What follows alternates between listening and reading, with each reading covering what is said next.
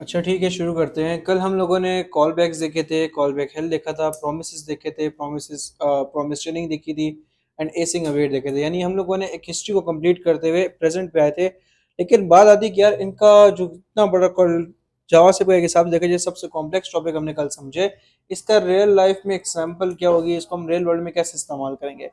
तो इसको मैं रियल वर्ल्ड में थोड़ा सा कन्वर्ट करूंगा, क्योंकि कल जो क्लास हुई है उसमें लोग को बहुत ज़्यादा कंफ्यूज हुए थे। ज़्यादातर जो मेरे हिसाब से कंफ्यूज हुए हैं वो हमारे फंक्शन की वजह से हुए थे, जो हमारा ये वाला फंक्शन था जिसमें हमने प्रॉमिस बनाया था। तो ज़्यादातर लोग हमारे पास इसी वजह से कंफ्यूज हुए थे, इस फंक्शन की वजह से हमारे पास कंफ्यूज हुए थे ना। याद है कि भूल गए फंक्शन ही। तो ज़्यादा लोग हमारे पास इसकी वजह से कंफ्यूज हुए थे, क्योंकि ये फंक्शन हमने खुद बनाया था कि प्रॉमिस बना रहे रिजॉल्व करें, इस वजह से लोग कंफ्यूज हुए थे। आज हम लोगों ने क्या करना है, आज मैं आपको इसको रियल में इस्तेमाल करना सिखाऊंगा और अपनी कल वाली बात यहाँ पे सच्ची साबित करूंगा कि प्रोमिस हम लोग नहीं बनाते। आज का जो काम है वो हमारे पास जो है एक हिसाब से देखा जाए तो हमारे पास चीज़ का है, क्या कहते हैं उसे, एक प्रैक्टिकल का, एक असाइनमेंट का। जो कल हमने सारा टॉपिक पढ़ा है, आज इसको हम लोग प्रैक्टिकल में कन्वर्ट करेंगे। और इसके अलावा हम लोग जावास्क्रिप्ट का एक और टॉपिक लिखेंगे कि जावास्क्रिप्ट में डेटा मांगा कैसे जाता है। अब होता क्या है, इस डेटा की तरफ जाने से पहले मैं अगर आपको कोई बात बताऊं कि रिसेंटली जो कल हम लोगों ने काम किया ना, हमारे पास, मैंने बार बार एक बात बोली कि मेरे पास डेटाबेस नहीं है, डेटाबेस नहीं है, डेटाबेस नहीं है। तभी मैं अपने पास वो गेट डेटा के नाम से मैंने फंक्शन बना के खुद ही प्रॉमिस बनाया, खुद ही रिजॉल्व रिजेक्ट जो है वो बीच में सेंड किए। सारा कुछ मैंने खुद ही किया है। लेकिन आज हम लोग जरा रियल डेटाबेस को समझें कि रियल डेटाबेस होती क्या है। देखें, डेटाबेस अगर आसान लफ्जों में आपके पास है, और डेटाबेस आपके पास एक समझे कि एक स्टोरेज डिवाइस है। जिस तरह आपके पास सिस्टम में मेमोरी कार्ड डलता है, ये मोबाइल में मेमोरी कार्ड डलता है, सिस्टम में आपके पास हार्ड डिस्क या एसएसडी लगी होती है जिसमें आपका डेटा स्टोर होता है। वो जो डेटा स्टोर होता है वो आप तक लिमिटेड है। बेसिकली लैपटॉप चल रहा है तो डेटा अंदर है, शोर है। लैपटॉप बंद हो गया, डेटा खत्म हो गया। और इसकी स्टोरेज मैक्सिमम आपके पास 1 टेराबाइट हो जाएगी, या चले 512 GB, 256 GB, या 2 टेराबाइट, या 3 टेराबाइट हो जाएगी। ये हमारे पास बेसिकली डेटा बेसिस हैं जो कि आप अपने लिए इस्तेमाल करें। फोल्डर्स बने, आपने फोल्डर पे क्लिक किया, उसके अंदर का डेटा शो है, तो सारा कुछ आपकी हार्ड ड्राइव में शोर है ना। और हार्ड ड्राइव में हमारे पास एक काइंड ऑफ हम लोग कह सकते हैं कि डेटा बेस ही है। लेकिन बात आती है कि यार जहाँ पे बहुत सारे लोगों का एक साथ डेटा शो करना है, और ना सिर्फ डेटा स्टोर करना है बल्कि सबको ऑनलाइन एक दूसरे को एक्सेस भी देना है। बेसिकली अभी लैपटॉप ऑफ हो गया तो डेटा आप नहीं निकाल सकते, आपको लैपटॉप ऑन करना पड़ेगा। तो कोई ऐसी जगह हो जहाँ पे हम लोग अपना डेटा रखें, जहाँ पे 24 घंटे हम लोग इंटरनेट के थ्रू अपने डेटा को एक्सेस कर पाए। डेटा से मुराद कहीं भी हमारी इंस्टाग्राम की पिक्चर्स हो गई हैं, या फेसबुक में हमारी जो पिक्चर्स और वीडियोस पड़ी हुई हैं। कभी ऐसा हो कि फेसबुक ने कहा कि यार रात का वक्त है, मैं तुम्हें डेटा शो नहीं कर रहा था, या हम लोग बंद है। फेसबुक ने हमेशा आपको दिखाई है, क्योंकि उनका जो डेटाबेस है, उनके पास जो स्टोरेज डिवाइसेस है बहुत ही बड़ी है। मतलब उसमें हमारे पास टेराबाइट्स हो, कोई बड़ी छोटे से लफ्ज हैं। टेराबाइट्स ऊपर भी हमारे पास एक आता है, एक पीटाबाइट होता है कि पता नहीं कौन सा होता है, मुझे एग्जैक्ट नहीं पता, लेकिन एक बहुत ज़्यादा स्टोरेज होती है, उसमें सब कुछ अवेलेबल होता है। ना सिर्फ हमारे पास डेटा उसमें सेव होता है, बल्कि 24 घंटे ऑनलाइन वहाँ पे एक्सेसिबल होता है। ये हमारे पास डेटाबेस की छोटी सी हमारे पास डेफिनेशन आ जाती है कि हमारे पास हमारी डेटाबेस है।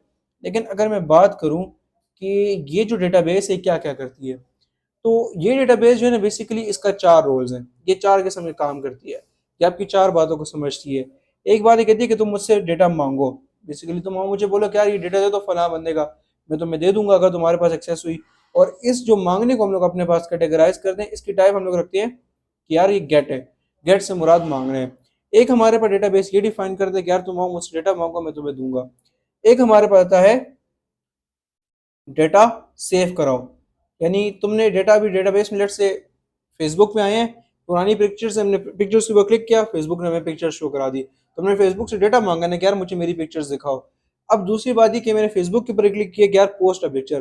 क्या मैं नया डेटा बीच में एंटर कर रहा हूँ, फेसबुक के पास मेरी एक नई पिक्चर सेव हो जाएगी उनकी डेटाबेस में। तो ये जो हम लोग डेटाबेस में डेटा सेव करवाते हैं, इस टाइप को हम लोग किस में कैटेगराइज करते हैं, पोस्ट के, कि हाँ आप बीच में डेटा सेव करवा रहे हैं।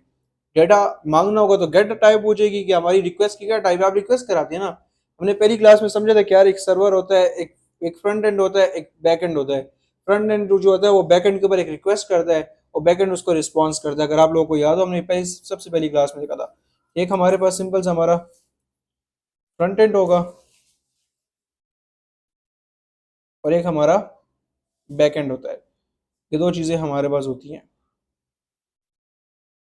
अब क्या होगा, इसको लेट से हम लोगों ने अंदाजा लगाया कि ये हमारा फ्रंट एंड है, और ये हमारा बैक एंड है, और ये हमारी डेटाबेस है।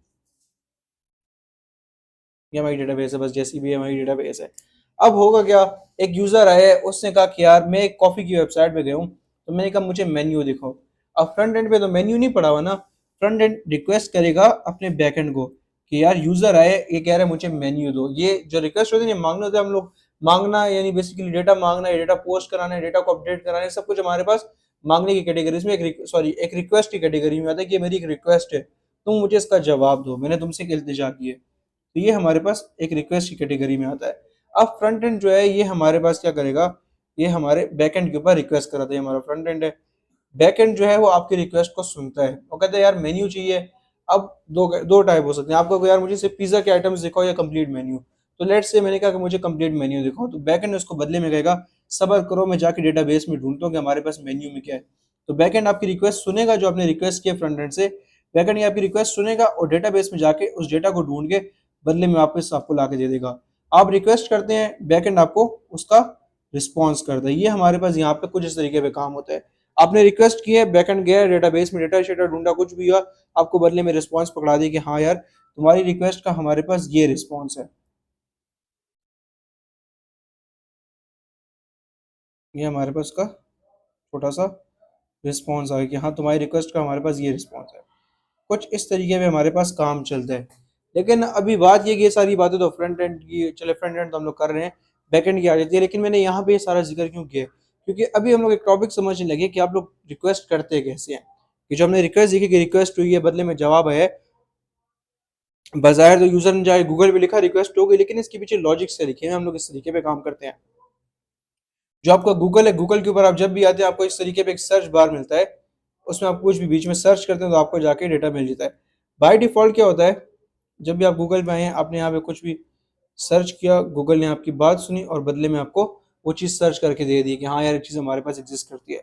आपने गूगल पे जो ही कुछ लिखा, लेट्स से हमने लिखा यहाँ पे कॉर्ड, हमने यहाँ पे कॉर्ड लिखा है, तो गूगल क्या करेगा, उसके पास कॉर्ड के अगेंस्ट जितनी चीज़ें सेव हैं वो सारा कुछ आपको बदले में शो करा देगा। लेकिन अगेन आपने गूगल से यहाँ पे इंटर करने के बाद एक रिक्वेस्ट की है कि गूगल मुझे कॉर्ड का डेटा चाहिए, जो भी डेटा अगर ऑनलाइन अवेलेबल होगा गूगल आपको प्रोवाइड कर देगा। ये जो आप इंटर करते हैं ये भी हमारे पास रिक्वेस्ट है। और इस रिक्वेस्ट की टाइप हमारे पास होती है बेसिकली मांगना, और मांगने से मुराद हमारे पास गेट रिक्वेस्ट की टाइप होगी कि हाँ, जब भी आप गूगल पे आए आपने गेट रिक्वेस्ट की है, तो हमारे पास जितनी भी रिक्वेस्ट है, डेटा सेव कराना, आप किसी जगह पे जाके फॉर्म सबमिट कराते हैं या लॉगिन करके रजिस्टर के ऊपर क्लिक करते हैं या लॉगिन के ऊपर क्लिक करते हैं, तो आपने उस केस में डेटा दिया है ना, डेटाबेस में आपने डेटा पोस्ट किए, तो वो भी एक रिक्वेस्ट है कि यार मेरी तुमसे एक इल्तिजा है कि तुम डेटाबेस में जाके डेटा सेव कर लो या वेरीफाई करो। उस केस में भी हमारे पास रिक्वेस्ट होती है।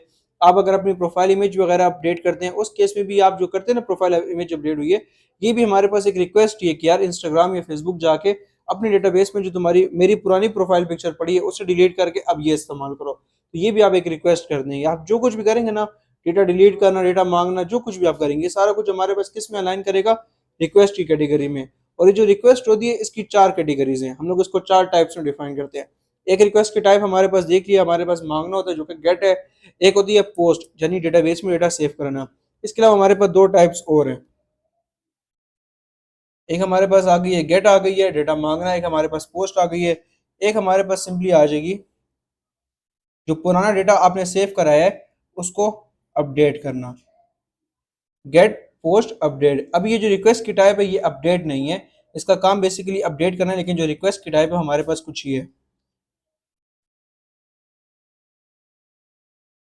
रिक्वेस्ट की टाइप आपके पास कौन सी है, पैच है। जो आप अपडेट करवाते हैं, अपडेट के केस में आप पैच रिक्वेस्ट देते हैं कि यार ये फला डेटा है, लेट से आप एक रेफरेंस प्रोवाइड देते हैं, प्रोवाइड करते हैं। लेट से अगर मैंने प्रोफाइल पिक्चर अपडेट किया तो इसमें मेरा रेफरेंस होगा, मेरी ईमेल हो जाएगी या मेरा यूजर नेम, कि इस यूजर नेम वाले बंदे की जाके पिक्चर अपडेट करके ये वाली लगा दो। तो पैच रिक्वेस्ट अगर आपने डेटा अपडेट करें तो आपकी रिक्वेस्ट की टाइप कौन सी हो जाएगी, पैच की। और आखिर में हमारे पास एक रिक्वेस्ट की टाइप आती है जो कि हमारे पास है सिंपली डिलीट। ये हमारे पास चार टाइप्स होती हैं एक रिक्वेस्ट की। रिक्वेस्ट इन चार टाइप्स की हो सकती है, डेटा सेव कराना। और ये जो चार टाइप्स हैं इनको हम लोग मिला के एक ऑपरेशन के अंदर अलाइन करते हैं। उस ऑपरेशन का हमारे पास नाम है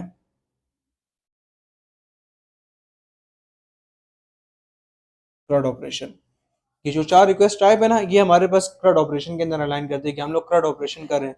अब CRUD में हमारे पास क्या होता है, सी फॉर हमारे पास क्रिएशन होती है कि डेटा क्रिएट किया, और क्रिएट करने के लिए हम लोग क्या इस्तेमाल करते हैं, क्रिएट करने के लिए कौन सी रिक्वेस्ट इस्तेमाल होती है, क्रिएट करने के लिए डेटाबेस में डेटा सेव करवाने के लिए। हमारे पास पोस्ट आएगी, सी फॉर हमारे पास क्रिएशन यानी रिक्वेस्ट के टाइप पोस्ट, आर फॉर हमारे पास डेटा रीड है यानी बना बनाया डेटा रीड करना, तो उसके लिए हमारे पास रिक्वेस्ट की टाइप क्या आएगी, गेट आ जाएगी। यू हमारे पास अपडेट है, तो अपडेट के लिए पैच की अपडेट के यार पुराने डेटा को जाके अपडेट करो, और डी फॉर हमारे पास सिंपली डिलीट आ गया। तो ये हमारे पास जो है ना ये CRUD ऑपरेशन। आपका अगर मैं ये बात बोलूँ कि यार आपका पूरा का पूरा बैकएंड इसके गिर्द फिरा हुआ है, तो ये बात गलत नहीं है, क्योंकि आपके बैकएंड में ये चीज होती है, डेटा को मांगो, डेटा सेव कराओ, डेटा शो कराओ, सब कुछ यही हो रहा है ना। लेकिन इतना ईजी नहीं है, क्योंकि जो ऑपरेशन है ये आप ओपनली नहीं छोड़ सकते। अगर मैंने ओपनली छोड़ दिए तो कल को कोई भी बंदा आके मेरे डेटाबेस में किसी का डेटा भी उड़ा दे, कोई भी डेटा बीच में इंसर्ट कर दे, यानी एक वायरस ऐड कर ले मेरे डेटाबेस में, या किसी का भी डेटा अपडेट कर ले, या कोई भी अकाउंट कर ले, खासकर बैंकिंग के देख लें, आपका जो बैंकिंग में सारा डेटा सेव है, कल को कोई भी बंदा आके बीच में चेंजेस कर ले तो ओपनली पड़े हुए ना। तो ये बैकएंड हमारे इसकी गिरफ्त फिरता है, लेकिन इस तरीके में हमें से छोड़ना नहीं होता। ये जितनी भी रिक्वेस्ट है इन सबको हमें सिक्योर करना पड़ता है। सिक्योरिटी में हमारे पास आ जाता है कि यार जो बंदा लॉग इन हुआ है, जिसने रिक्वेस्ट की, देखो ये कौन है, इसका अकाउंट बनाया कि नहीं, क्या ये अपना अकाउंट ये अपडेट कर है, ये तो नहीं कि किसी और का अकाउंट अपडेट कर है। यानी ये सारी की सारी बातें बीच में सिक्योरिटी आ जाती है कि जो बंदा है ये क्या वीपीएन के साथ कनेक्टेड है, दुनिया के किस कोने में बैठा हुआ है। पहले तो ये पाकिस्तान में अपना वेबसाइट अपने इंस्टाग्राम का अकाउंट ओपन करता था, अब यूके में कैसे ओपन कर रहा है, ये सारी की सारी हमारे पास सिक्योरिटी चेक्स आती है। जब सारा कुछ सिक्योरिटी वेरीफाई हो जाती है कि हाँ जो चेंज करने वाला बंदा है एग्जैक्टली इसी बंदे की आईडी है, तब जाके आपकी जो प्रोफाइल पिक्चर, जो जितनी भी चीजें आप डेटा मांगते हो तो आपको डेटा मिलता है, आप लॉग इन करते हो तो आपको लॉग इन करने की परमिशन मिलती है। यानी बैकएंड में तो हमारे पास सिर्फ CRUD ही है, लेकिन इसको सिक्योर करने के लिए हमें अच्छा खासा कोड लिखना पड़ता है। सिक्योरिटी में इसके पास बहुत कुछ है, हम लोगों ने सारा कुछ तकरीबन पढ़ना है जितनी हद तक हम लोग कर सके, तो सारा कुछ हमारे पास बीच में आएगा।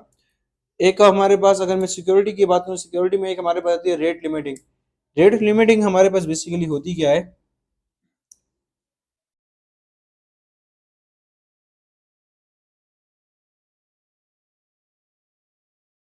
रेट लिमिटिंग हमारे पास आती है, ये होती क्या है, आपने अक्सर नोटिस किया हो कि आप किसी वेबसाइट पे जाके बार बार फॉर्म सबमिट करें, या फिर आप बार बार रिफ्रेश करें तो एक वेबसाइट में थोड़ी देर बाद पॉपअप आ जाता है, please wait before trying again, इस तरीके पे कोई पॉपअप आता है।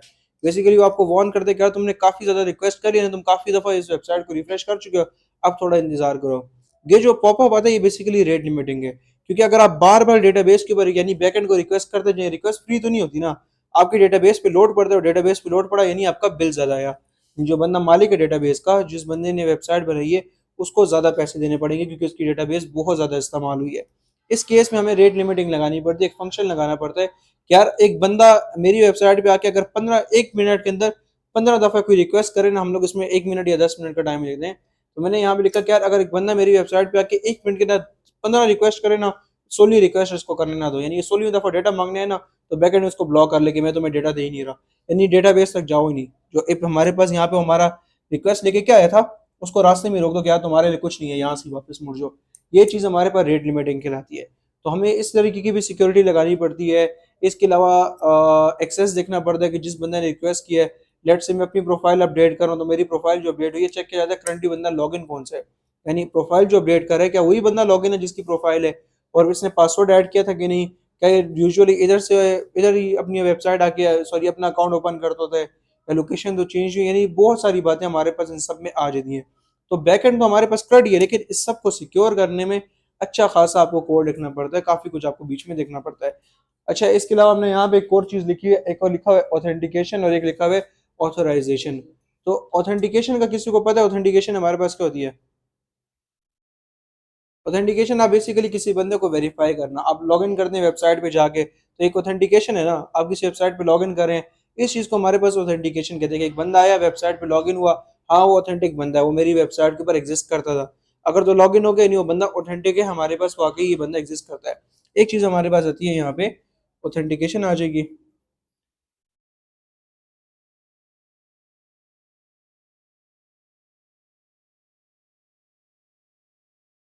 एक हमारे पास ऑथेंटिकेशन और एक हमारे पास दूसरी है ऑथोराइजेशन।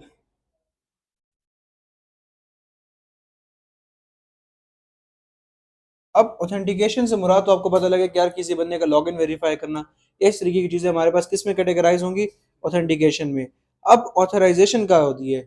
ऑथराइजेशन बेसिकली ऑथेंटिकेशन के बाद काम करती है कि एक बंदा लॉगिन तो हो गया, अब लॉगिन करने के बाद चेक करो कि इसका हमारी वेबसाइट पे एक्सेस क्या है, क्या ये हर बंदे की प्रोफाइल देख सकता है? यानी क्या ये एडमिन है, हर बंदे की प्रोफाइल जाके देख सकता है, हर बंदे का डेटा देख सकता है?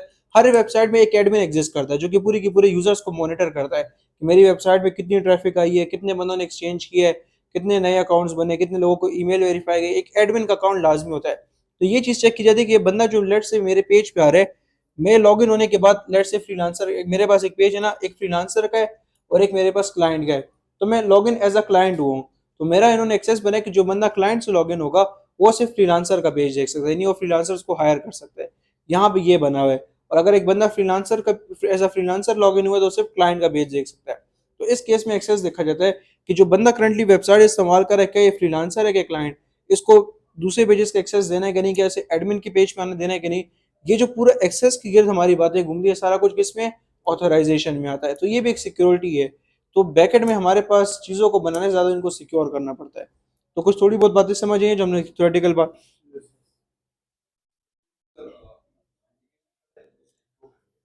जी, जी, बिल्कुल। अच्छा, एक बात यहाँ पे हम लोग ये कहेंगे कि एक बात अक्सर ज़हन में आती है कि यार आप लोग एक वेबसाइट पे जाके लॉगिन एक दफ़ा करते हैं, लेकिन एक हफ्ते में आते हैं तो आपकी वेबसाइट दोबारा आपको लॉगिन करने की ज़रूरत नहीं पड़ती, बाय डिफ़ॉल्ट डायरेक्टली ओपन हो जाती है ना। आपने अगर एक दफ़ा लॉगिन किया होता है, तो आप दोबारा आके काफ़ी अरसे बाद आएँ तब लॉगिन करते हैं, लेकिन अगर आज लॉगिन किया, कल दोबारा वेबसाइट ओपन करेंगे तो आप ऑलरेडी पहले से लॉगिन होंगे। तो ये चीज़ कैसे होती है? ये चीज़ आपने नोटिस की है कभी? इस तरीके पे होता है वेबसाइट्स में।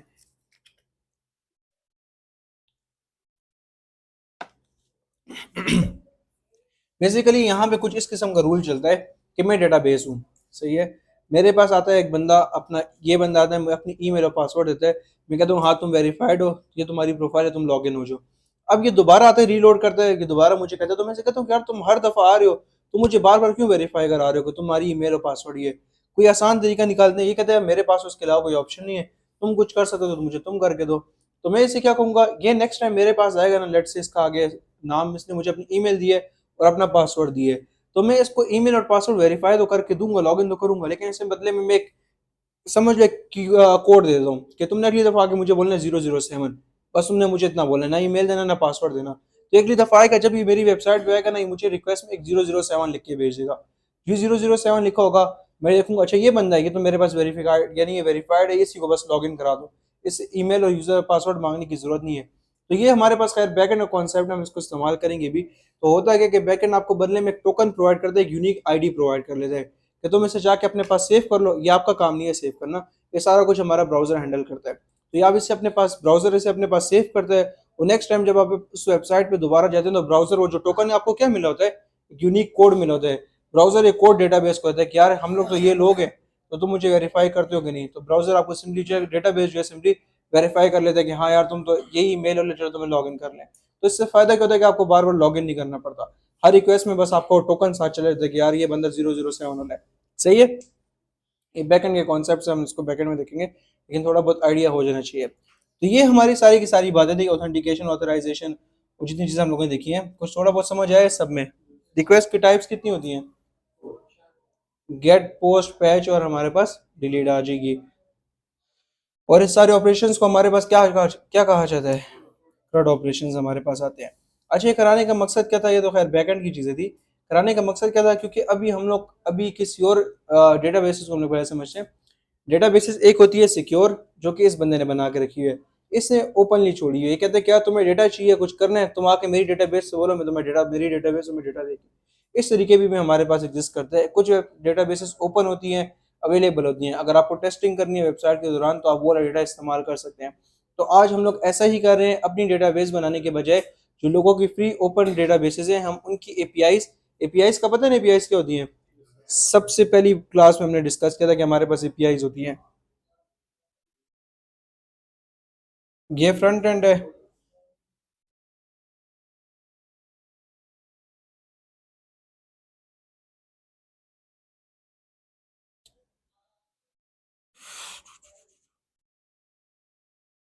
ये फ्रंट एंड है, ये बैक एंड है। ये एक अलग जगह पे पड़ा हुआ है, ये यूजर की क्लाइंट साइड यानी यूजर के ब्राउजर में चल रहा है, और बैकएंड हमारा सर्वर है। तो ये जब लेट से यूजर कुछ मांगता है तो यहाँ तक बात कौन पहुंचाएगा, और ये जो बदले में जवाब देगा तो यहाँ तक बात कौन पहुंचाएगा।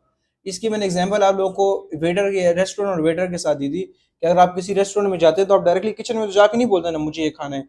आप एक वेटर, आप बैठेंगे, आपके पास वेटर आएगा, उसको बोलोगे लेट से यार मुझे बिरयानी ला जाओ, तो वेटर जाके किचन में बोलेगा कि यार बिरयानी चाहिए। शेफ होगा, शेफ बिरयानी बना के वेटर को बोलेगा ये बिरयानी लो, जाके उस बंदे को पकड़ा दो जिसने मांगी है। सेम चीज हमारे पास यहाँ पे भी हो रही है। यूजर वेबसाइट पे आया है, उसने कुछ मांगा है, उसकी रिक्वेस्ट यानी उससे जो चीज मांगी है उसको ला के बैकएंड को देना, वो बैकएंड ने जो जवाब दिया उसको उठा के यूजर को देना। ये जो सारा काम करता है ना, ये हमारे पास एक थर्ड पार्टी करती है। थर्ड पार्टी से मुराद एक और चीज करती है जिसका नाम है हमारे पास एपीआईज, एप्लीकेशन प्रोग्रामिंग इंटरफेस। ये बस एक वेटर है, कम्युनिकेशन कराती है बीच में, मेरी बात सुन के उसको बोलेगी, उसका जवाब ला के मेरे पास लाएगी, फिर मेरी बात सुन के वो बैकएंड के पास आएगी, बैकएंड का जवाब उठा के मेरे पास लाएगी। एक सर्कल घूमता रहता है। तो हम लोग कुछ इस तरीके पे आज एक एपीआई का ही इस्तेमाल करेंगे। ये जो डेटाबेस है ना, इस डेटाबेस के साथ कम्युनिकेशन, इस बैकएंड के साथ कम्युनिकेशन करने के लिए मुझे क्या चाहिए? मुझे एपीआई चाहिए ना। इसके बगैर अगर एपीआई ना होता क्या मैं इसके साथ कम्युनिकेशन कर सकता हूँ? नहीं कर सकता। तो मुझे कम्युनिकेशन के लिए एपीआई चाहिए। तो कुछ लोगों ने अपने बैकएंड जो अपनी जो डेटाबेसेस हैं उनकी एपीआई ओपन छोड़ी हुई है, यानी अपने वेटर को खुला बाजार में छोड़ा हुआ है। तो हम लोग क्या करेंगे, हम जाकर उससे बोलेंगे, उनके वेटर्स को, उनके एपीआई को बोलेंगे कि मुझे तो कुछ अपनी डेटाबेस से ला के दे दो, ये फ्री है, ओपन है। ये जाएगा अपनी डेटाबेस में, मुझे कोई वेरीफाई नहीं करेगा, कुछ भी नहीं कहेगा कि तुम कौन हो, कैसे आए हो, बस मुझे जाके अपनी डेटाबेस में से डेटा उठा के दे देगा। हमने आज इसी तरीके पे किसी की एपीआई इस्तेमाल करनी है, उसके अंदर हम लोग समझेंगे कि जो कल हमने कॉल बैक्स और प्रोमिस और ये सारी चीज़ें देखी हैं वो कैसे काम करती हैं। अच्छा, यहाँ पे थ्योरेटिकल पार्ट डिस्कस हो रहा है, तो थ्योरेटिकल पार्ट में एक और बात मैं ऐड ऑन कर लूँ कि जो एपीआई आपने रिक्वेस्ट की ना, ये जब होती है तो आपको बदले में ये एक प्रॉमिस देगी जाती है कि प्रॉमिस कर रहा हूँ, मैं जाके डेटा ढूंढूंगा, अगर तो डेटा मिल गया तो मैं डेटा दूंगा, नहीं तो एरर दे दूंगा। ये जो हम लोग कहते हैं ना कि यार प्रॉमिस कैसे बनता है, तो प्रॉमिस हमारे पास ये एपीआई बना के रखी है कि मैं जाके काम कर रही हूँ, मुझे वक्त लगेगा, तो मैं तुमसे वादा करती हूँ मैं तुम्हें वापस आके कुछ ना कुछ लाजमी प्रोवाइड करूंगी। हमारा काम क्या है कि ये गया, चलो इससे प्रॉमिस कि हम लोग यहाँ पे बैठे हैं कि यार जब तक ये नहीं आता हम लोग देखेंगे। ये प्रॉमिस गया है, इसने अपना काम फुलफिल किया है, बदले में इसको जो कुछ मिला है, डेटा मिले, तो ये वापस लाके डेटा दे देगा, कहेगा देखो मैंने अपना वादा पूरा किया है। तो हमारा काम क्या होगा, हमारा काम उस डेटा को हैंडल करना होगा, ना कि प्रॉमिस के ऊपर हमने कुछ करना है, कुछ भी नहीं करना। हमारा काम क्या है, एपीआई ने हमें प्रॉमिस दिया है कि यार मैं तुम्हें आगे कुछ ना कुछ लाजमी प्रोवाइड करूंगा, तो मैंने अपना दिमाग उस वक्त तक बना लेना कि यार अगर डेटा आ गया तो मैं क्या करूंगा, लेट से एरर आ जाएगा तो मैं क्या करूंगा। तो हमने बेसिकली जो उसका जो वादे के बदले जो हमें सिला मिलना है ना, हम उस सिले के ऊपर काम करेंगे, बेसिकली हम उसके रिस्पॉन्स के ऊपर काम करेंगे। हमारा प्रॉमिस के साथ कोई लेना देना नहीं है कि मैं बैठ के प्रॉमिस बनाने लग जाऊं, या मैं एपीआई को बोलूँ कि मेरा तुमसे वादा, एपीआई का कि वादा करना मेरा काम है, मैं ये चीज़ें तुम्हें दूंगी, तुमने बस जाके मुझ पर यकीन रखना है। तो हम लोग यहाँ पे यही करेंगे, आज किसी और की एपीआई का इस्तेमाल करेंगे, एपीआई का इस्तेमाल करते हुए डेटा मांगेंगे और उसको हैंडल करेंगे। उम्मीद है कि थ्योरेटिकल पार्ट समझ आ गई होगी, जितनी बातें की हैं समझ आई है। अब हमारे जो वो वर्डिंग होती है ना, जो मैं अल्फाज पहले इस्तेमाल करता था, अब हमारे वर्ड्स हो सके थोड़े से मुश्किल होने लग जाएं, क्योंकि हम लोग बैक एंड और ज़रा एडवांस की तरफ बढ़ने लगे, तो हमारे ज़रा ज़रा वो मुश्किल हो जाएंगे। तो काइंडली जिन लफ्ज़ों में मैं बोलूँ तो आप लोग भी फिर उन चीज़ों को उन्हीं नामों से बुला लें। ठीक है, समझ आ गई है यहाँ तक बातें? सही है, हम लोग कोड पे शिफ्ट करते हैं। किस पे? फ्लड ऑपरेशन किस पे करता है? कौन सा इंटीग्रेशन?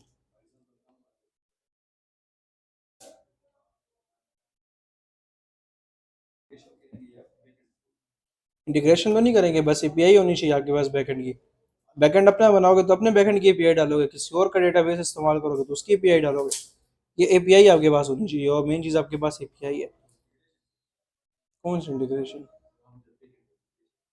वो हम लोग कहते हैं फ्रंट और बैक एंड को आपस में इंटीग्रेट कर लिया, यानी फ्रंट और बैक एंड के लिए हमने एपीआईज बना ली हैं, अब आपस में काम करने लग गई हैं। तो मेरे पास यहाँ पे बैक एंड तो मेरा ज़ाती तो नहीं है ना, मैं तो किसी और के बैक एंड के साथ काम कर रहा हूँ ना, मैं तो यहाँ पे इंटीग्रेशन का काम नहीं कह सकता।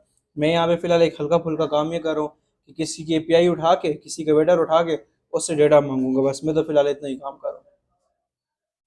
अच्छा, आते हैं यहाँ पे कोड की तरफ।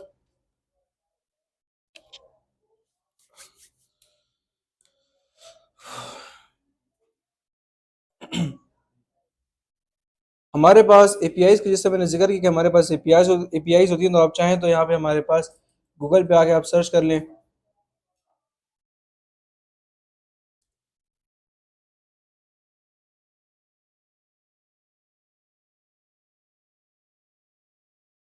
मैंने यहाँ पे free open APIs, free open JavaScript APIs लिख दूँ, जेएस एपीआईज फॉर प्रैक्टिस।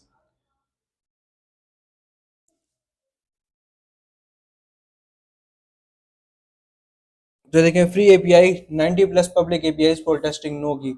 इसने कहा कि मैं यहाँ पे आया, इन्होंने मुझे डिफरेंट यानी 90 डिफरेंट डेटाबेसेस का एक हिसाब से डेटाबेसेस से मुराद एक बैकएंड का एक वेटर प्रो एक वेटर प्रोवाइड कर देंगे ये लोग। तो आप इस तरीके पे गूगल पे आए कहीं भी कर सकते हैं। इनके पास 90 प्लस एपीआईज पड़ी हुई हैं, डिफरेंट किस्म की हैं। देखें कैट फैक्ट्स हैं, ये बिलियों के बारे में बातें करते हैं ये लोग। ये कॉइनडेस्क हमारे पास उसका है, क्रिप्टो का है। देखिए कैट फैक्ट्स है, मेरे ख्याल में ये एपीआई ख़त्म हुई है। एक हमारे पास अगला कॉइनडेस्क है, इसके बारे में आपको जो कॉइन्स वगैरह हैं उनकी इन्फॉर्मेशन मिल जाएगी। एप्लीकेशन एरर इसमें मसला है, अगला देखते हैं। तो 90 प्लस एपीआईज हमारे पास है। यहाँ पे जो कुछ करप्ट है, कुछ काम करी, कुछ नहीं काम करे, तो डिफरेंट किस्म की पड़ी हुई आपको जो कुछ करनी हो। एग्निफाई हमारे पास predict the age of a person based on their name. इस किस्म की फ्री एपीआईज हैं, टेस्टिंग के लिए हैं। रियल में तो इस्तेमाल नहीं होती, लेकिन बस प्रैक्टिस के लिए कि आप सीख रहे हैं ना, तो अब इसमें से डेटा निकालना सीखे कि यार एक एपीआई डेटा हमें कैसे रिटर्न करती है, हमें कैसे हैंडल करना होता है। Predict the gender of a person name on their based on their name. अगले की नेशनलिटी गेस करो। यूएसए का पब्लिक डेटा जो है हमारे पास पॉपुलेशन वगैरह वो एक्सेस करो। डॉग्स के बारे में, अच्छा डॉग्स की रैंडम इमेजेस, आईपी एड्रेसेस के बारे में, जोक्स वगैरह लेना चाहो ये भी आपके पास है। रैंडम यूज़र, ये आपको एक फेक यूज़र जनरेट करके देगा, उसका नाम लिखा होगा, उसका जेंडर होगा, उसकी ईमेल होगी, उसकी एड्रेस होगा।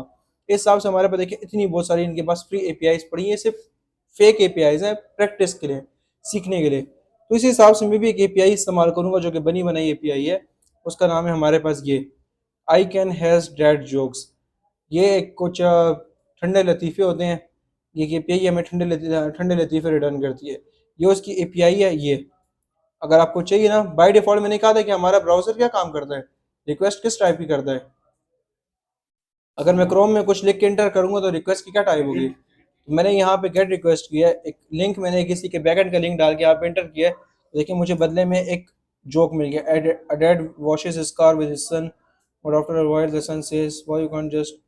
तो देखो बड़े ठंडे लतीफ़ होते हैं यहाँ पे। अगर नया चाहिए तो आप सिंपली यहाँ पे क्लिक करके आपको नए मिलते जाएंगे। तो ये इस तरीके पे हमारे पास एक एपीआई है, इसका इस्तेमाल करते हुए हम लोग, अभी तो हम लोग ब्राउजर से रिक्वेस्ट कर रहे हैं ना, हम लोग जावास्क्रिप्ट की मदद से रिक्वेस्ट करेंगे कि जावास्क्रिप्ट के अंदर आप कैसे डिफरेंट एपीआईज के ऊपर रिक्वेस्ट कर सकते हैं। और साथ ही हम लोग एसिंग अवेट का और डॉट प्रोमिसेस को भी समझेंगे, क्योंकि जितनी भी एपीआईज हैं वो आपको बदले में क्या रिटर्न करेंगी।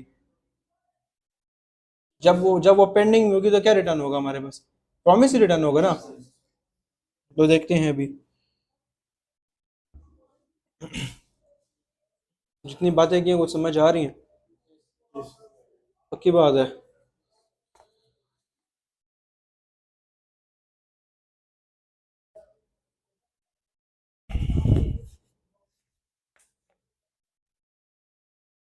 ठीक है, मेरे पास ये पी आई है, H T P S colon double slash I can has dad jokes के नाम से हमारे पास ए पी आई है, डैड जो के नाम से .com स्लैश, ये स्लैश हटा देंगे, ये हमारे पास ए पी आई है। अब मैंने इस ए पी आई के ऊपर रिक्वेस्ट करवानी है और बदले में हमें कुछ ना कुछ मिलेगा। कुछ ना कुछ से मुराद क्या मिलेगा, प्रॉमिस मिलेगा। मैंने उस प्रॉमिस को हैंडल करना है दो तरीके पे। पहले मैं डॉट नेम डॉट कैच की मदद से हैंडल करूंगा, दूसरा मैं एसिंग अवेट की मदद से हैंडल करूंगा। ठीक है, और ये मैं आप लोगों को तरीका बताता हूँ कि जावास्क्रिप्ट के अंदर आप किस तरीके पे किसी भी एपीआई के ऊपर रिक्वेस्ट करवा सकते हैं। आपको दो चीज़ें पहले क्लियर होनी चाहिए कि आपने रिक्वेस्ट करवानी कौन सी है, यानी किस टाइप की करवानी है। पहली बात आपको लिंक पता होना चाहिए, यानी आपके एपीआई का यूआरएल। और दूसरी बात आपको किस टाइप की रिक्वेस्ट करानी है। तो मैं यहाँ पे डेटा मांग रहा हूँ, तो मेरी रिक्वेस्ट की टाइप क्या होगी, डेटा मांग रहा हूँ, डेटा मांग रहा हूँ तो गेट होगी ना। पोस्ट हमारे पास सेव करने के लिए। अच्छा यहाँ पे क्या है, इसको बंद करते हैं, ठीक है आते हैं। तो जावास्क्रिप्ट के अंदर आपको अगर रिक्वेस्ट करवानी है तो यहाँ पे हमारे पास दो चीज़ें एग्जिस्ट करती हैं। एक का नाम है हमारे पास XML HTTP रिक्वेस्ट, ये पुरानी जावास्क्रिप्ट थी। इसके अंदर आप इस तरीके पे XML HTTP रिक्वेस्ट लिखते थे और यहाँ पे डिफाइन करते थे अपना यूआरएल, और उसके बाद आप बताते कि रिक्वेस्ट की टाइप कौन सी। ये पुरानी जावास्क्रिप्ट में इस्तेमाल होता था। ये अच्छा ये जावास्क्रिप्ट का हिस्सा नहीं है, मैं आपको एक बात पहले क्लियर कर दूं। ये हो गया, इसके बाद हो गया, ये जावास्क्रिप्ट का हिस्सा नहीं है, हमें ब्राउजर प्रोवाइड करता है। हमारा जितने भी ब्राउजर है, क्रोम हो गया, सफारी हो गया, ओपरा मिनी हो गया, जितने भी हैं, माइक्रोसॉफ्ट एज है, ये उन्होंने बना के दिया हुआ है कि अगर तुम्हें कोडिंग के अंदर कोई डेटा मांगना है ना, तो तुम इसके इस्तेमाल कर लो, क्योंकि बाय डिफॉल्ट हमारा ब्राउजर क्या सर्च इंजन है ना, अपनी चीजें सर्च कर देते ना। तो डेटा मांगना किसका काम है? ब्राउजर का काम है। डेटा ढूंढ के लाना ब्राउजर का काम है। तो ब्राउजर ने ही हमें एक छोटा सा पार्ट बना के दिया हुआ है कि तुम चाहो तो तुम इसका इस्तेमाल कर सकते हो। एक हमारे पास XML HTTP रिक्वेस्ट है, पुरानी जावास्क्रिप्ट जो ओल्ड जावास्क्रिप्ट थी उसमें इस्तेमाल होता है, मॉडर्न जावास्क्रिप्ट में नहीं होता। और दूसरा हमारे पास मॉडर्न जावास्क्रिप्ट में इस्तेमाल होता है फेच। फेच का फंक्शन जो है ये हमारे पास मॉडर्न जावास्क्रिप्ट का हिस्सा है। इसकी मदद से आप रिक्वेस्ट करवाना चाहें रिक्वेस्ट करवा सकते हैं, लेकिन आपको कुछ बातें पहले से क्लियर होनी चाहिए। कुछ बातों में हमारे पास क्या आता है कि यूआरएल क्या आपके पास, किधर रिक्वेस्ट करानी है, और कौन से टाइप की रिक्वेस्ट करानी है, ये दो बातें आपको लाजमी पता होनी चाहिए। तो मेरे केस में रिक्वेस्ट किधर करानी है, इस जगह में। तो आते हैं हम लोग जरा से इसको समझते हैं। इसका मैं लिखता हूँ फेच। फेच के बाद लिखा, यहाँ पे सबसे पहले हमें लिंक देना है बैकएंड का जो भी हो। तो मेरा लिंक तो ये है। लिंक देने के बाद यहाँ से बाहर निकलेंगे, और बाहर निकलने के बाद आपने यहाँ पे कॉमा, उसके बाद हमारे पास यहाँ पे आएगा एक ऑब्जेक्ट। पहले आपने क्या दिया, पहले आपने यहाँ पे लिंक दिया, और लिंक देने के बाद कॉमा, और उसके बाद ऑब्जेक्ट देंगे। ऑब्जेक्ट में हमारे पास सबसे पहली चीज आएगी मेथड, कि आपकी रिक्वेस्ट की टाइप कौन सी है। तो आपने लिखा मेथड कॉलन, हमारे पास कौन सी है, लिख दिए यहाँ पे गेट। बस कि आपकी एक रिक्वेस्ट हो जाएगी, ये हमें बदले में एक प्रॉमिस रिटर्न करेगा। ये आपके लिए क्या करेगा, जब भी कोड रन होगा ये जाके इस लिंक के ऊपर एक गेट की रिक्वेस्ट कर देगा। आपका काम है कि जी ये आपको, ये जो रिक्वेस्ट करेगा ये बदले में आपको एक प्रॉमिस रिटर्न करेगा। तो आपको उस हिसाब से इसको मैनेज करने के, यार इसमें हमारे पास क्या आएगा। ठीक है, तो प्रोमिस में हमारे पास क्या होता है, प्रोमिस को हैंडल करने के लिए हम लोग क्या इस्तेमाल करते हैं, डॉट देन और कैच। आप चाहें तो डॉट देन यहाँ पे लगा लें, लेकिन मैं यहाँ पे नहीं लगाना चाहूंगा, क्योंकि यहाँ पे लगाने का भी ये मतलब है कि यार अगर पहले हमारे पास क्या हो, ये काम जब पूरा हो जाए तो उसके बाद क्या करना है। और डॉट कैच भी लगा सकते हैं, लेकिन मैं यहाँ पे लगाने के बजाय अपने कोड को प्रॉपर मीनिंग में लाऊंगा। और मैं मीनिंग में लाने के लिए क्या इस्तेमाल करूंगा, एक वेरिएबल का। मैं एक वेरिएबल बनाऊंगा, कॉन्स्ट गेट, या फेच जोक रख लेते हैं। Fetch joke is equals to fetch, fetch का मेथड आ जाएगा, फंक्शन आ जाएगा। इसमें आपने सबसे पहले क्या देना है, मेरा यूआरएल आ गया, और उसके बाद कॉमा डाल के आपने देना है एक ऑब्जेक्ट। और ऑब्जेक्ट में आपके पास आएगा method is equals to get. अच्छा, ये आपको एक मैं बात क्लियर कर लूँ कि ये जितनी भी एपीआईज हैं इन सब की अपनी डॉक्यूमेंटेशन है, यानी ये हवा में नहीं बनी हुई है। इन्होंने समझाया कि हमारी एपीआई काम कैसे करती है। देखें, ये जो जिसकी मैंने एपीआई उठाई है ना, ये उनकी पूरी की पूरी डॉक्यूमेंटेशन है। वो आपको बताया कि यार फेच रैंडम जो किस इन्होंने पूरी की पूरी डॉक्यूमेंटेशन बना के रखी है, तो ये चीज़ें काम कैसे करनी है, क्या चीज़ें इस्तेमाल करनी है। तो अब जब भी किसी की एपीआई उठाएंगे किसी थर्ड पर्सन की, तो आप ये चीज़ें लाजमी देखेंगे, डॉक्यूमेंटेशन पढ़ेंगे। अपनी बनाएंगे जब एपीआई, तब तो हमें पढ़ने की जरूरत ही नहीं है, क्योंकि तब तो हमने खुद ही बनाएंगे। तो अभी मैंने इनकी ऑलरेडी पढ़ चुका हूँ, तो मैं इनका ही इस्तेमाल करूंगा। अच्छा, यहाँ पे हमारे पास क्या है, इनकी एपीआई दो चीज़ें मांगती है। सबसे पहला कहती है कि तुम्हें रिक्वेस्ट किस टाइप की है, तो हमारे केस में गेट आ गया। और दूसरी ये मांगती है कि तुम्हें रिस्पॉन्स किस टाइप में चाहिए, या HTML का पेज चाहिए, या फिर सिर्फ टेक्स्ट चाहिए, या फिर तुम्हें जेसन, जेसन से मुराद जावास्क्रिप्ट का ऑब्जेक्ट चाहिए, तुम्हें क्या चाहिए। हम लोग यहाँ पे से डिफाइन कर देते हैं। तो ये चीज़ डिफाइन करने के लिए आपने यहाँ पे आना है, और उसके बाद आप लोगों को लिखना है यहाँ पे हेडर्स। हेडर्स के आने के बाद एक और ऑब्जेक्ट आप लिखेंगे यहाँ पे एक्सेप्ट एप्लीकेशन स्लैश जेसन। कि यार जो तुम मुझे रिस्पांस दोगे वो किस कैटेगरी में होना चाहिए, वो एक जेसन के एक्सेप्ट से मुराद के हम लोग रिस्पांस किस कैटेगरी में एक्सेप्ट करेंगे, अपने पास वेरीफाई करवाएंगे। तो हमने उसको बता दी कि यार जो रिस्पांस तुम मुझे दोगे वो किस में होना चाहिए, एक जेसन के फॉर्मेट में। जेसन हमारे पास basically JavaScript is equal to JavaScript object notation, ये हमारे पास जावास्क्रिप्ट के ऑब्जेक्ट ही हैं। ये हमें कौन रिटर्न करता है, ये हमें हमारे सर्वर्स, हमारे बैकएंड जो है हमें ये चीज रिटर्न करते हैं। अच्छा, दोनों में डिफरेंस क्या होता है, ऑब्जेक्ट तो आप ऐसे बनाते हैं ना, ये बन गया, लेकिन जो जेसन होता है वो हमारे पास कुछ ऐसा होता है। जेसन हमारे पास कुछ ऐसा होता है, ये चीज हमारे पास क्या कहलाती है, जेसन। जिसमें हमारे पास जो की है ना, ये साइड की है ना, की भी हमारे पास कोड्स में होती है, और वैल्यू भी हमारे पास कोड में होती है। तो ये हमारे पास कुछ इस फॉर्मेट में होगी, ये चीज हमारे पास जेसन कहलाती है। तो हमने उसको बता दी कि हम लोग किस में एक्सेप्ट करेंगे, जेसन के फॉर्मेट में। जो बाय डिफॉल्ट हमारे पास में एक HTML का पेज है, पेज हमारे पास कुछ ऐसा दिखेगा। एक हमारे पास क्या है, नॉर्मल टेक्स्ट है, प्लेन टेक्स्ट बनी, डॉक टाइप एचटीएमएल एक नॉर्मल टेक्स्ट के तौर पे लिखा होगा, और एक हमारे पास जेसन है। तो हमने यहाँ पे किस चीज को चूज किया, जेसन को। अब अगली बारी आती है कि इसको हम लोग कंसोल में अगर देखें, मैंने लिखा console dot log fetch jokes, मैंने फेच जोक लिखा। अब आते हैं यहाँ पे, मैं इसको जरा सा कंसोल में देखना चाहूंगा कि मुझे बदले में क्या मिले। ये मुझे क्या मिले, प्रॉमिस पेंडिंग। कल तो ये प्रॉमिस मुझे खुद बनाने पे मिल रहा था ना, मैंने जब न्यू प्रॉमिस लिखा था, जब रिजॉल्व रिजेक्ट नहीं भेजा था तब हमें ये मिला था ना। लेकिन यहाँ पे तो मैंने कुछ बनाई नहीं, तो हमें यहाँ पे किसने दिए, ये चीज जो है फेच। तो बनाने का मकसद, सिर्फ यहाँ तक आने का मकसद ये था कि आपको पता लग जाए प्रोमिस हमने कभी भी खुद नहीं बनाने। हम जब भी रिक्वेस्ट करेंगे हमें बना बनाया प्रॉमिस मिलेगा, हमने सिर्फ उसको हैंडल करना है। ठीक है, वो चीज मेरी जो कल मैंने सारी बातें की वो यहाँ पे प्रूफ हो गई है ना।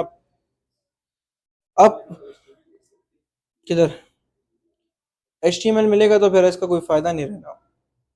अब यहाँ पे प्लेन HTML के बजाय ये कुछ लिखेंगे, एप्लीकेशन स्लैश प्लेन टेक्स्ट, इस तरीके पे हमारे पास आता है। लेकिन हम लोग ज़्यादा जेसन ही लिखेंगे क्योंकि जावा से भी इस्तेमाल कर रहे हैं, तो हम यहाँ के भी जेसन को ही लेके चलेंगे।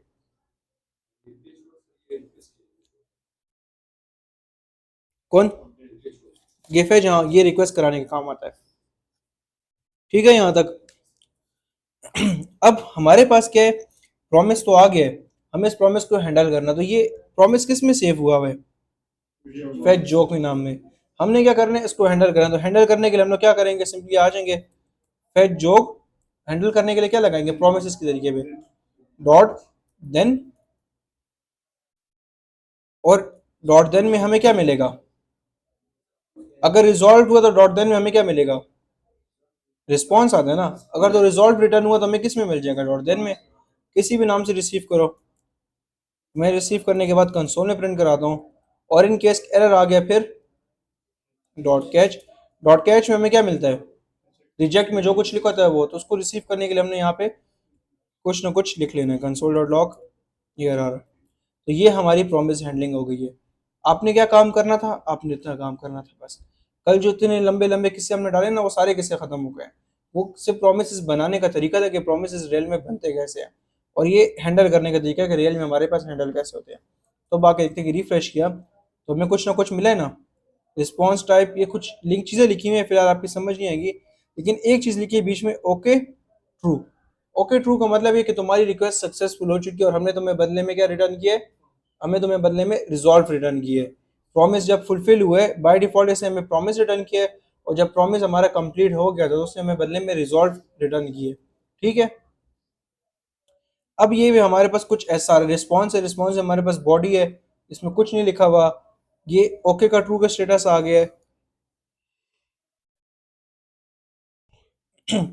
यहाँ पे लिखा हुआ है स्टेटस 200।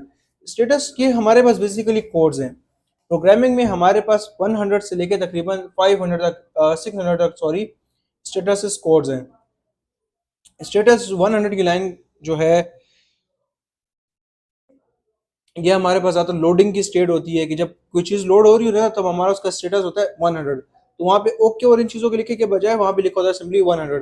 तो अगला समझ लेते हैं कि यार हमारे पास लोडिंग हो रही है। स्टेटस जो 200 की लाइन है, 201, 202, 203, 204 जितना भी है हमारे पास, ये सारे के सारे हमारे पास सक्सेसफुल होने की निशानी है कि तुम्हारा काम सक्सेसफुल हो चुके हैं। इसके बाद आती है हमारे पास स्टेटस 300। 300 से मुराद हमारे पास रीडायरेक्शन होती है।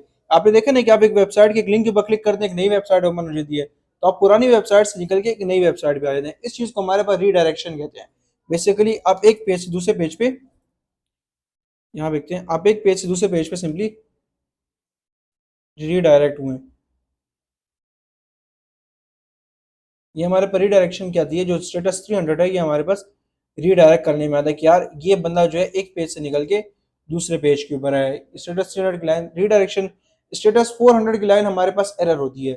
जब आप किसी ऐसी जगह पे लिंक के ऊपर जाएं जहां पे हमारे पास वेबसाइट ना हो, डेटा ना हो, तो हमें बदले में 404 नॉट फाउंड मिलता है या 400 मिलता है। और स्टेटस 500 का जो एरर आता है, यानी स्टेटस कोड अगर 500 होगा तो इसका मतलब है कि सर्वर में कोई एरर है। यानी आपने रिक्वेस्ट की लेकिन सर्वर में कोई एरर था तो आपको जवाब नहीं मिल पाया, तो बदले में आपको 500 मिल जाता है। इनको चले फिलहाल आप लोग थोड़ा बहुत जहन में डाल लें, बाकी बैक एंड में आपकी इनसे रोजाना कम्युनिकेशन होगी, आप इनको समझेंगे। तो जब भी हमारे पास कोई भी एपीआई बदले में रिक्वेस्ट देती है ना, जवाब देती है, रिस्पॉन्स, तो उसमें हमें स्टेटस देखने को लाजमी मिलता है। 200 से मुराद सक्सेस हो चुके हैं। ठीक है। अच्छा, बात यहाँ पे ये आती है कि मैंने क्या मांगा था, डेटा। इसने मुझे क्या दिया है, ये तो किसी काम का ही नहीं है ना। इसमें कहीं डेटा लिखा हुआ है? बॉडी में भी आया हूँ, यहाँ पे भी कोई डेटा नहीं लिखा हुआ, यहाँ पे भी नहीं लिखा, तो डेटा है किधर? हमें यहाँ भी ये बात समझनी है। तो अभी आते हैं, थोड़ा सा इस चीज़ के ऊपर दिमाग लगाते हैं। होता क्या है कि ये चीज़ हमारे पास अभी तक जावास्क्रिप्ट का ऑब्जेक्ट सही तरीके पे नहीं बनी हुई। एपीआई हमें एक प्रॉपर सिक्योर करके डेटा प्रोवाइड करती है। देखें, पूरा सिक्योर है, आपको कहीं भी डेटा नजर आ रहा है? एक नॉर्मल यूजर होगा कि यार इसमें तो डेटा ही नहीं है, तो किसी काम का ही नहीं है। लेकिन जब एक डेवलपर होगा तभी उसे समझ आएगी कि यार डेटा निकालना कैसे है। मैं आपको इसी एम्प्टी चीज में से डेटा निकाल के दूंगा। देखने बीच में हमारे पास कुछ भी नहीं है, ये बिल्कुल एम्प्टी है सारा कुछ। ये कैंसिल हमारे पास आ गए, कैंसिल में भी देखें इस तरीके पे कैंसिल लिखा है। डेटा हमारे पास इसमें किधर भी नहीं है, वैल्यूज में भी आ गए हैं, कुछ भी नहीं लिखा। आर्ग्यूमेंट्स भी देखें एम्प्टी हैं, सब कुछ हमारे पास एक हिसाब से एम्प्टी। डेटा हमारे पास किधर नहीं आया हुआ। तो आपको क्या करना होता है, आपको पहली बारी में जो हमने पहला डॉट देन निकाला है, आपको इसमें डेटा को प्यूरिफाई करना होता है। प्यूरिफाई से मुराद, आप इसमें के अंदर जो मैंने कंसोल लिखा हुआ है, इस कंसोल के बजाय आप यहाँ पे डेटा को अपने सेट करेंगे कि यार ये डेटा मेरा सेट होके प्रिंट हो जाए। एक सेकेंड। अच्छा,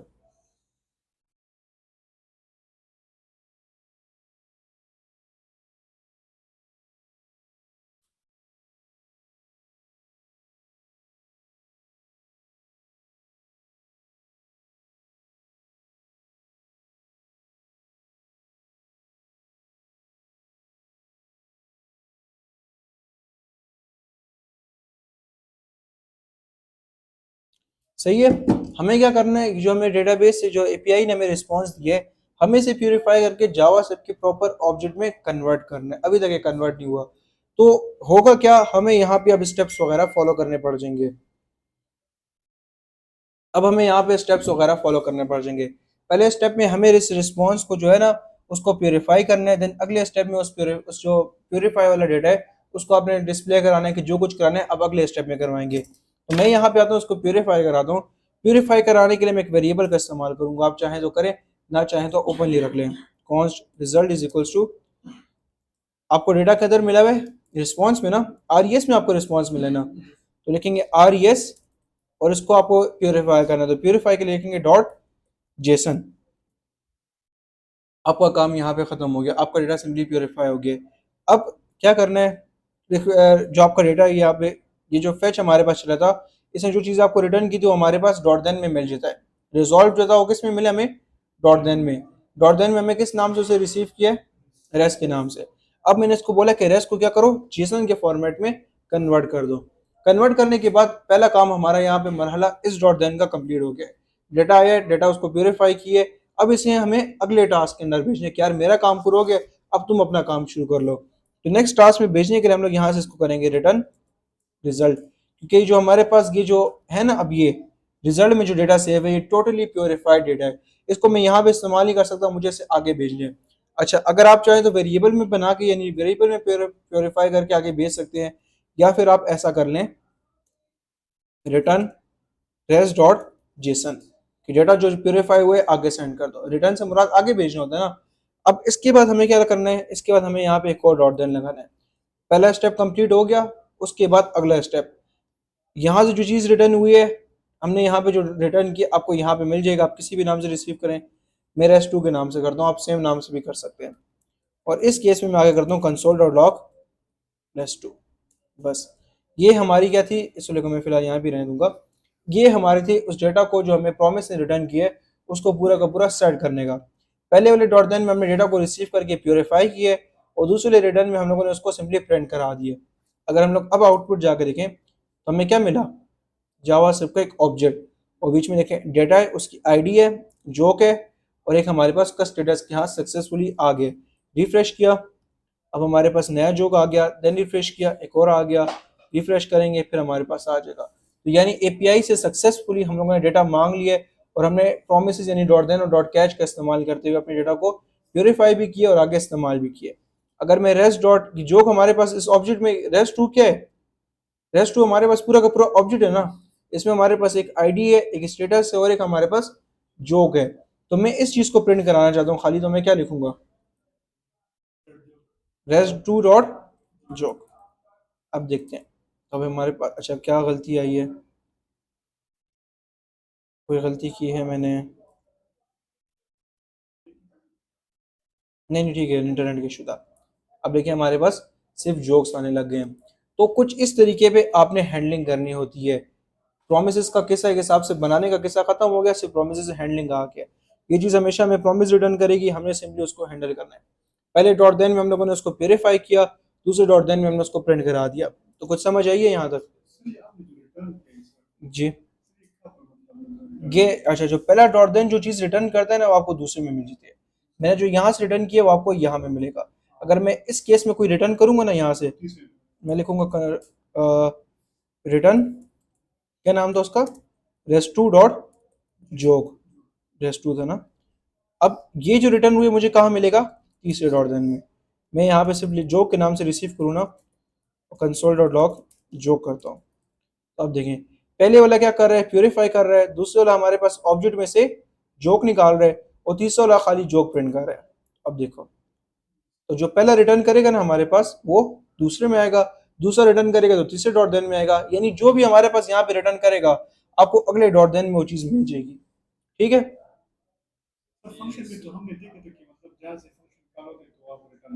ये इन वाले केस में थोड़ा सा डिफरेंट है ना।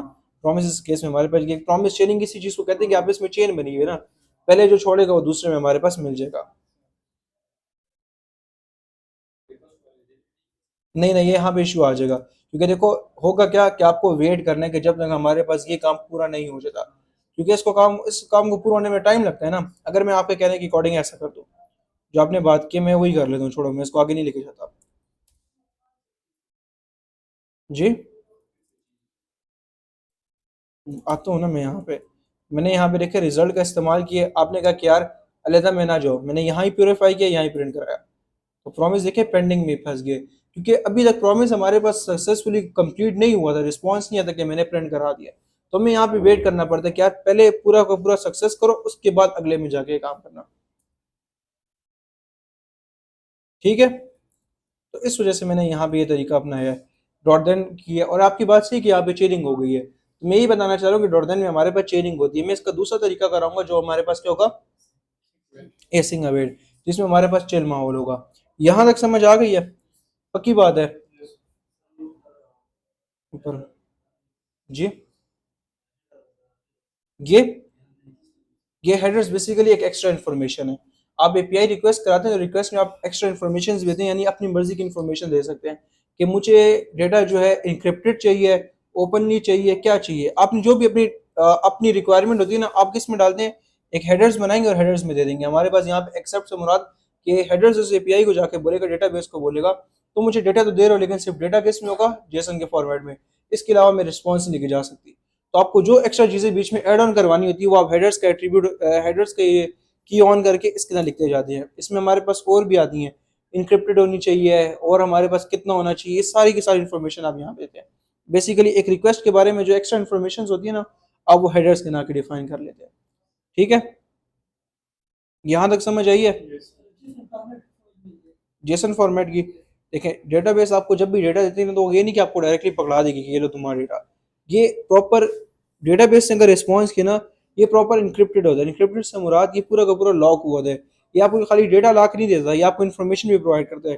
डेटा आया कब था, क्या सक्सेसफुली डेटा आ चुका है, डेटा में हमारे पास क्या था, किसने मांगा है, कहाँ से आया, किस टाइम मांगा है, ये पूरी की पूरी इन्फॉर्मेशन होती है। तो मैं एज अ यूजर, यानी मैं एज अ डेवलपर सिर्फ उस डेटा को वेबसाइट पे शो करवाना है। मुझे ये फर्क नहीं पड़ता कि डेटा हमारे पास किस टाइम है, मुझे कोई गर्ज नहीं है। तो मैं उसको समझाता हूँ कि जो हमारे पास रिस्पॉन्स आए उसको प्योरीफाई करो, उसमें से ये सारा एक्स्ट्रा गन निकाल के मुझे बस खास डेटा उठा के दो, जो इन्फॉर्मेशन क्या है जो हमारे पास मांगी थी मैंने, मुझे खाली वो निकाल दो। ये जितनी एक्स्ट्रा चीजें गंद किया सारा का सारा निकाल दो। देखो मैंने इसको क्या बोला, कंसोल डॉट लॉग रेस्ट को मैं प्रिंट करा दूँ, मुझे क्या मिला था, मुझे ये चीज़ मिली थी। ये इसमें से कोई एक चीज़ भी मेरे काम की नहीं है। मैं अपनी वेबसाइट पे ओके टू डिस्प्ले कराऊंगा, क्या ये यूआरएल शो कराऊंगा, इसमें से मैं क्या शो कराऊंगा, मेरा घर तो डेटा के साथ था ना। तो मैंने यहाँ पे उसको ये बोला कि यार जो तुम रिस्पॉन्स लाए हो ना, ये मेरे काम का नहीं है। इसमें से सारी एक्स्ट्रा गन निकालो और मुझे स्पेसिफिकली जेसन जो जावास्क्रिप्ट का ऑब्जेक्ट्स हैं, जो डेटा है ना स्पेसिफिक ऑब्जेक्ट में, वो मुझे निकाल के पकड़ा दो।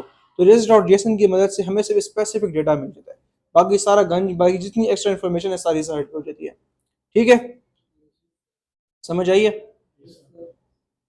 मेन समझाने का मकसद ये कल का जो टॉपिक है ना उसको आज प्रैक्टिकल में समझाना था कि जो प्रोमिस हमने देखे रियल में हमारे पास कैसे होते हैं, प्रोमिस हमारे पर रियल में कुछ ऐसे होते हैं। ठीक है, समझ आ गई है।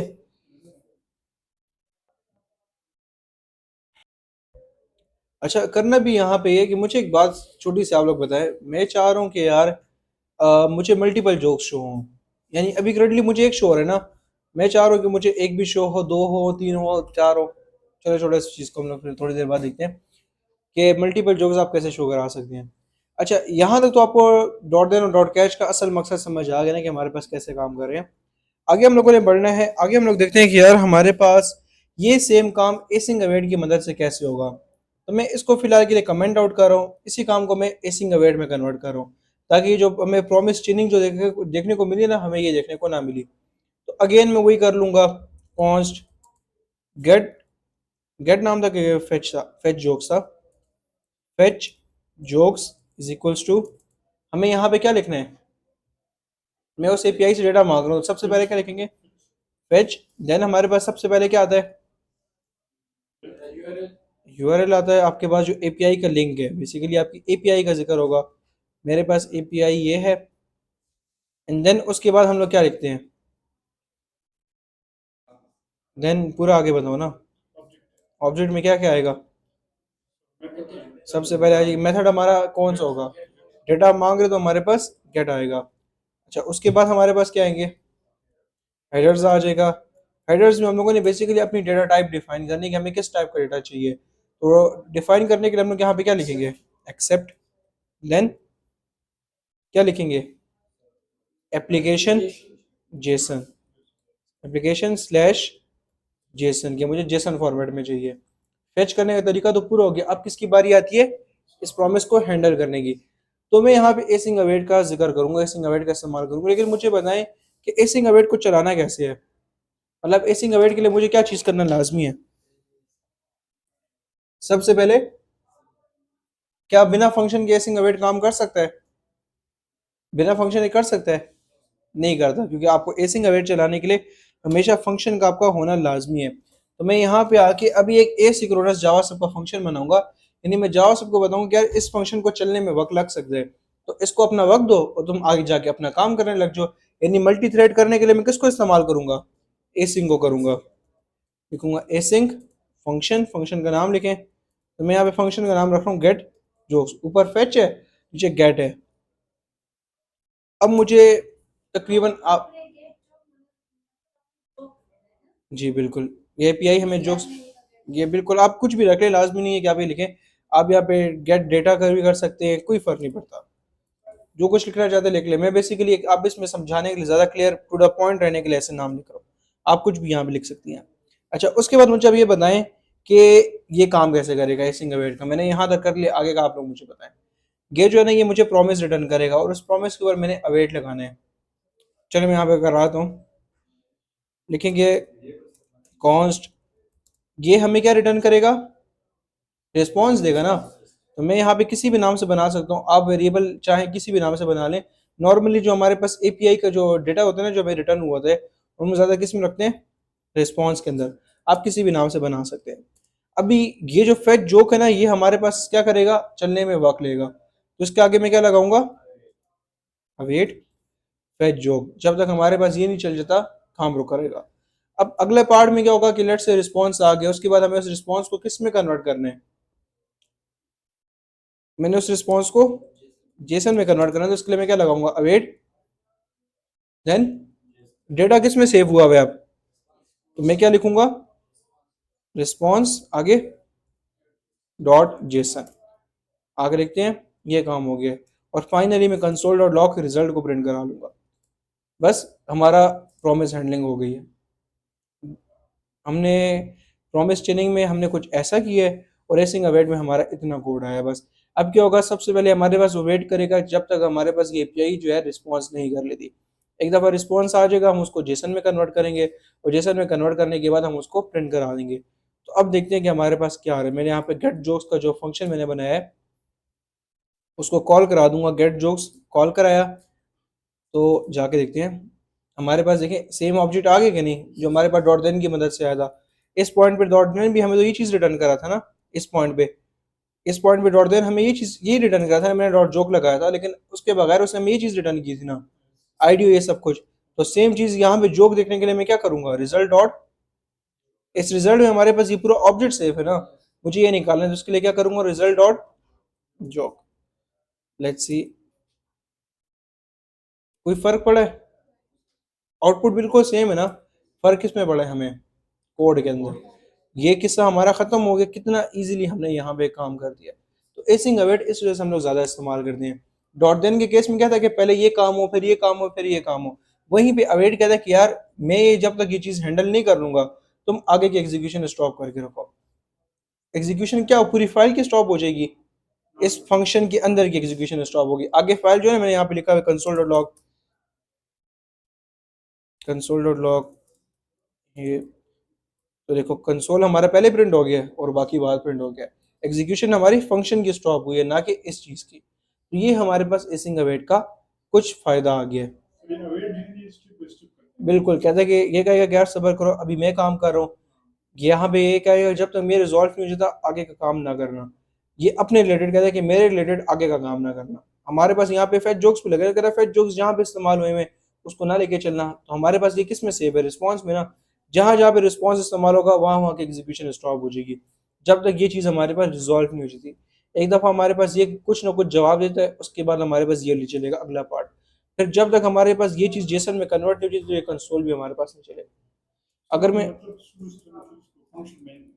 बिल्कुल, अच्छा हम लोग करना ये चाह रहे हैं, मैंने क्या लिखा हुआ है, ये वाला कंसोल वन बाद में लिखा हुआ है और ये हमने पहले उसको प्रिंट कराया हुआ है। देखते हैं पहले क्या प्रिंट हुआ है। तो देखिए हमारे पास उसने अपने फंक्शन के अंदर की एग्जीक्यूशन को रोके रखा है, ना कि हमारे पास फंक्शन की एग्जीक्यूशन हमारे पास होगी डायरेक्टली। तो ये हमारे पास बेसिकली एसिंग अवॉइड का फायदा है। अब कौन सा फंक्शन के बगैर है ये, प्रॉमिस जो है ना, प्रॉमिस का देखें, प्रॉमिस केस में इशू ये है कि एसिंग अवॉइड करने के यार तुमने, तुम्हारे लिए मैं आसानी पैदा कर रहा हूँ ना, लेकिन मेरे कुछ रूल्स हैं कि मैं बिना फंक्शन के काम नहीं करूंगा। मेरे लिए फंक्शन बनाना लाजमी है। जब आपको अवेट इस्तेमाल करना तो अवेट हमारा किस में रैप अप होगा, एक फंक्शन में। और आपका फंक्शन कौन सा होना चाहिए, एसिंग। अगर मैं नॉर्मल फंक्शन में रैप कर लूँ, देखो एरर आ गया कि await expression are only allowed within async functions. तो जब तक मैं इस फंक्शन को एसिंग नहीं कर लूंगा मेरा अवेट काम ही नहीं करेगा। तो इस केस में, एसिंग अवेट केस में आपके पास फंक्शन होना लाजमी, वरना इसके बगैर ये नहीं चलेगा।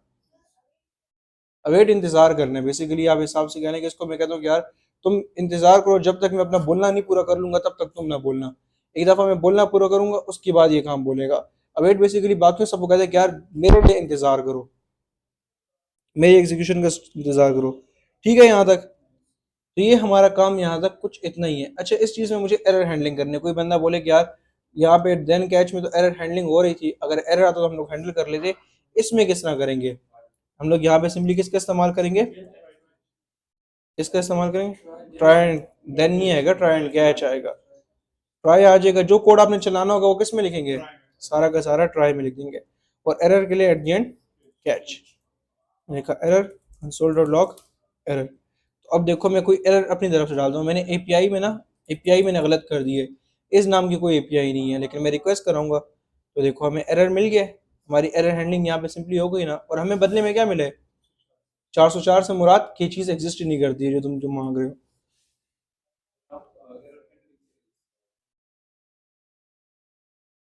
कौन से फंक्शन के नाम पे, हम्म, कहाँ पे, यहाँ पे, नहीं नहीं, फिर वो प्रॉमिस चेनिंग, वही प्रॉमिस का किस्सा आ जाएगा। हम लोग ज़्यादा इसी को इस्तेमाल करते हैं, कर ये भी तरीका सकते हो, लेकिन एसिंग अवॉइड में डॉट नेट और डॉट कैच को इतना इस्तेमाल नहीं करते। हम डायरेक्टली इसी को लेके चलने लग जाएंगे। सही है, क्योंकि इससे हमारा पूरा का पूरा देखें, पूरा का पूरा कोड एक हिसाब से हैंडल हो रहा है अंदरूनी, तो हम इसको ज़्यादा प्रेफर करते हैं। अच्छा सही है ये यहाँ तक। तो एसिंग अवॉइड ने हमारा काम जितना लंबा हुआ था उस काम को आसान कर दिए। ठीक है, अब जहाँ पे आसानियाँ होती हैं वहाँ पे हमें काम और करने की चुल भी होती है, यार हमें और काम भी करना चाहिए। तो अब मेरे जहन में यह है कि क्यों ना, यार कि जो जोक हमारे पास यहाँ पे प्रिंट हो रहा है, क्यों ना यहाँ पे प्रिंट हो, हमारे पास हमारे मेन पेज के ऊपर प्रिंट हो। और मेन पेज के ऊपर प्रिंट होते होते साथ अगर यूजर एक नेक्स्ट का बटन हो, हम उस बटन पे क्लिक करें तो नया जोक प्रिंट हो जाए, फिर क्लिक करें फिर नया जोक आ जाए, यानी क्लिक करने के बदले हमारे हर बारी में जोक देखने को मिल जाए। मेरे जहन में ये चीज़ आई है, तो अब ये करना चाह रहे हैं, इस चीज़ को आप मुझे बताएं कैसे करेंगे। मैं HTML में आके फिलहाल यहाँ पे एक करता हूँ डिफ, डिफ में डाल लेंगे h1 जोक्स, एक आ जाएगा बटन, नेक्स्ट, मैंने ये बना लिया। अब मैं चाहता हूँ कि जोक्स के बाद और नेक्स्ट के बटन से ऊपर, यानी हमारे पास H1 और बटन के दरमियान में हमारा जोक प्रिंट होना चाहिए। यूजर बटन पे क्लिक करें, देन हमारे पास नेक्स्ट आए। नेक्स्ट वाला प्रोसेस मैं करा दूंगा, लेकिन प्रिंट कराने वाला प्रोसेस आप बताएं कि किस तरीके से हम अपने जोक को ब्राउजर में प्रिंट करा सकते हैं बाय यूजिंग जावास्क्रिप्ट। वो तो चले हो जाएगा, लेकिन मुझे अभी फिलहाल ये बताओ कि इसको मैं प्रिंट कैसे कराऊंगा अपने ब्राउजर के ऊपर, कि एज अ पैराग्राफ मेरे ब्राउजर पे प्रिंट हो, एज अ पैराग्राफ मेरे पास प्रॉपरली प्रिंट होना चाहिए डॉम का इस्तेमाल करते हुए। एक पैराग्राफ बने, फिर उसमें टेक्स्ट आए, फिर हमारे पास वो शो हो वहाँ पे। सबसे पहले क्या करेंगे, एक H1 के बाद ये शो होना है, तो मैं किसको टारगेट करूंगा सबसे पहले, const heading is equals to, क्या इस्तेमाल करेंगे, document dot dot query selector में नाम से सिलेक्ट करूँ तो मैं लिखूंगा क्यूरी सिलेक्टर H1।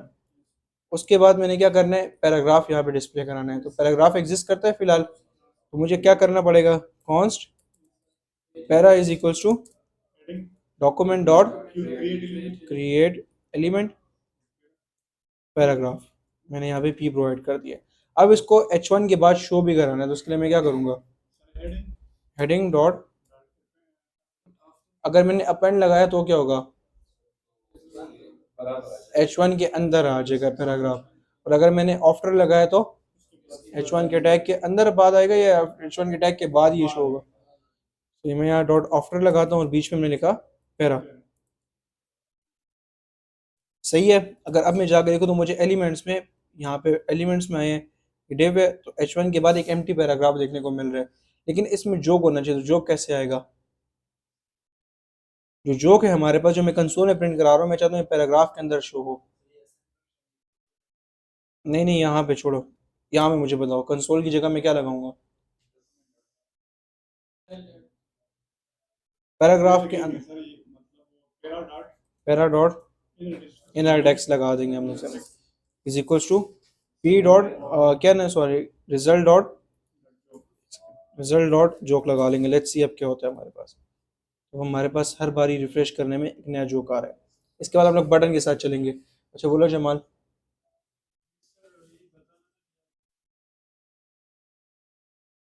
किस किस के पास कॉर्वेट के लैपटॉप है, कॉर्वेट के लैपटॉप किन किन लोगों के पास हैं। ओके, तो देखें अब हमारे पास सिंपली मैंने P dot para dot inner text किया, तो जोक मेरे पास कंसोल में प्रिंट हो रहा था, मैंने सिंपली उसे अपनी वेबसाइट पे प्रिंट करा लिया।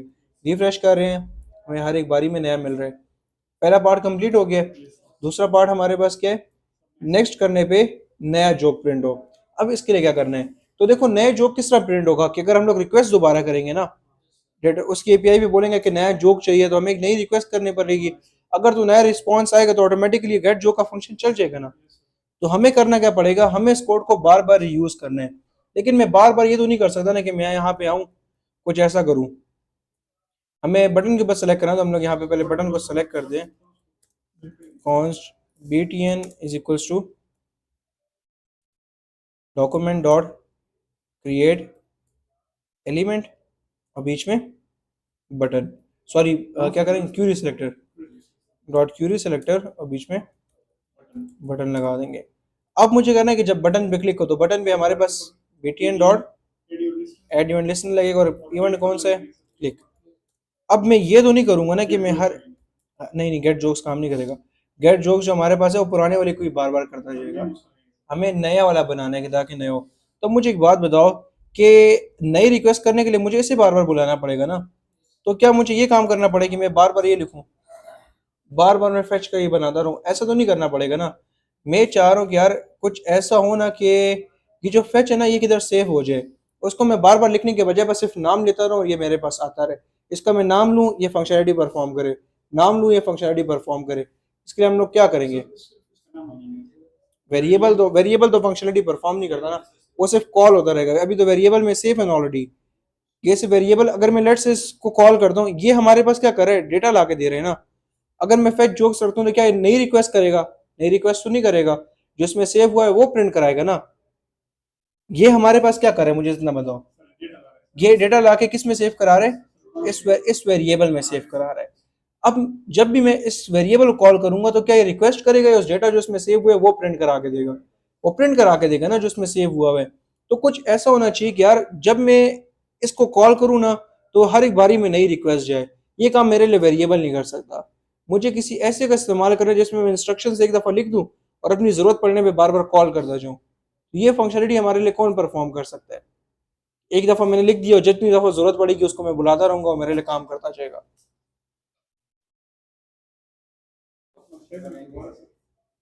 एक और फंक्शन बनाएंगे यहाँ पे। करना ये है कि इसको हमें बार बार बुलाना है ना। फंक्शन के अंदर अगर इसको मैं रैप अप कर लूंगा तो जब मैं फंक्शन कॉल करूंगा नए सिरे से ये एपीआई की कॉल लगेगी। अगर मैं इसको फंक्शन को बुलाऊंगा फिर नए सिरे से हमारे पास एपीआई की रिक्वेस्ट लगेगी। बेसिकली कुछ ये चीज, बेसिकली हमें ये चाह रहा हूँ फंक्शन फेच जोक्स, मैं ये चीज चाह रहा हूँ कि ये जो हमारे पास रिक्वेस्ट है ना, ये बार बार इसका कोड मुझे लिखना ना पड़े। अब जब भी मुझे इस एपीआई की कॉल लगानी पड़ेगी तो मैं किसको बोलूंगा? मैं स्पेस जोक से फंक्शन को कॉल कर लूंगा ना, तो सिंपली एपीआई की कॉल लगाएगा, इन्हीं डेटाबेस से नया डेटा उठा के लाएगा। गेट जोक्स का फंक्शन उस डेटा को वेरीफाई करेगा और हमें दे देगा सिंपली पैराग्राफ के अंदर। तो हमें इसको एज अ फंक्शन के अंदर इसको डालना पड़े ताकि हम इस कोड को रीयूज कर सके। मैं बेसिकली रीयूजेबिलिटी की बात कर रहा हूँ कि मेरा कोड बार बार रीयूज हो सके। अगर मेरे पास फंक्शन ना होता तो हर दफा क्लिक करने के बदले मुझे यहाँ पे नीचे फेच का कोड लिखना पड़ता। क्या क्लिक हो रहे हो तो जाके फेच एक काम करो, तुम जाके दोबारा सारा कुछ करके आओ। लेकिन इस दफा बार बार कोड लिखने के बजाय हम सिर्फ फंक्शन का नाम ले लेंगे तो हमारा काम चल जाएगा। अच्छा अभी मेरी बात सुने। ये फंक्शन चलेगा और खत्म हो जाएगा, बस इतना है। क्या ये आगे कुछ भेज रहा है? इसका कोई फायदा हो रहा है फिलहाल? ये चल रहा है और खत्म हो रहा है। ये कॉल करूंगा एग्जीक्यूट होगा और खत्म हो जाएगा। मुझे इसके रिजल्ट को आगे की तरफ सेंड करना है ताकि जहां भी मैं इसको कॉल करूं वहां पे मुझे इसका आउटपुट मिले कि इस फंक्शन ने चलने के बदले मुझे क्या दिए। तो इसको मैं क्या करूंगा, इसके अंदर क्या ऐड करूंगा? इसके मैं रिटर्न कर दूंगा सिंपली। मैं इसके आगे रिटर्न लिख दूंगा कि यार तुम जो चीज भी कर रहे हो ना, वो कॉल करने के बदले रिटर्न कर लेना, आया एरर है कि आया जो कुछ है। अब इसको मैं जब भी कॉल करूंगा ना, ये मुझे बदले में कुछ ना कुछ फंक्शन लाजमी प्रोवाइड करेगा।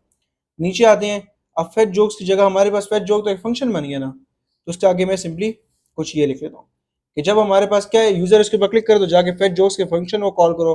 कॉल करने के बदले क्या होगा, एपीआई की कॉल लगेगी, सब कुछ नए सिरे से चलेगा। ये उसको प्यूरिफाई करेगा, प्यूरिफाई करने के बाद आगे चलेगा। मैंने दोबारा इसके ऊपर आया गेट जोक से फंक्शन को कॉल किया, ये दोबारा जाके एपीआई की कॉल लगाएगा, यानी ये दोबारा जाके इसको कॉल करेगा, ये जाके एपीआई की कॉल लगाएगी, दोबारा नए सिरे से सब कुछ चलेगा। बेसिकली एक फंक्शन दूसरे फंक्शन को कॉल कर रहा है।